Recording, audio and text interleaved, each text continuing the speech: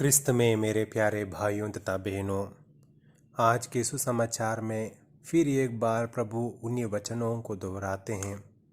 वे अपने शिष्यों से कहते हैं, संसार आनंद मनाएगा लेकिन आप लोग विलाप करोगे, शोक मनाओगे, लेकिन तुम्हारा शोक आनंद में बदल दिया जाएगा।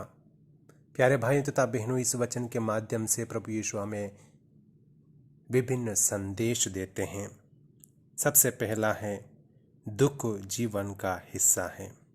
प्रभु यीशु ने यह नहीं कहा कि आप दुखी नहीं होंगे, बल्कि उन्होंने कहा कि आपका दुख खुशी में बदल जाएगा।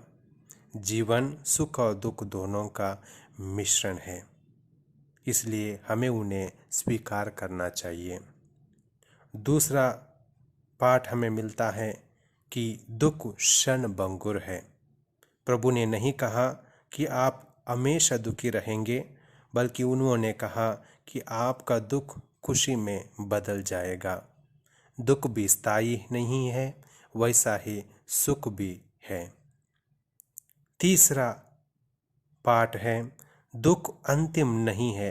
यीशु ने नहीं कहा कि तुम्हारा आनंद दुख में बदल जाएगा, बल्कि उन्होंने कहा कि तुम्हारा दुख खुशी में बदल जाएगा।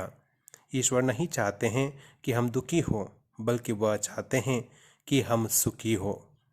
जैसे कोई आदमी नहीं है जिसके पास केवल आंसुओं के साथ दुखद कहानी हो, वैसा ही कोई ऐसा व्यक्ति नहीं है जिसके पास सिर्फ आनंद ही आनंद हो।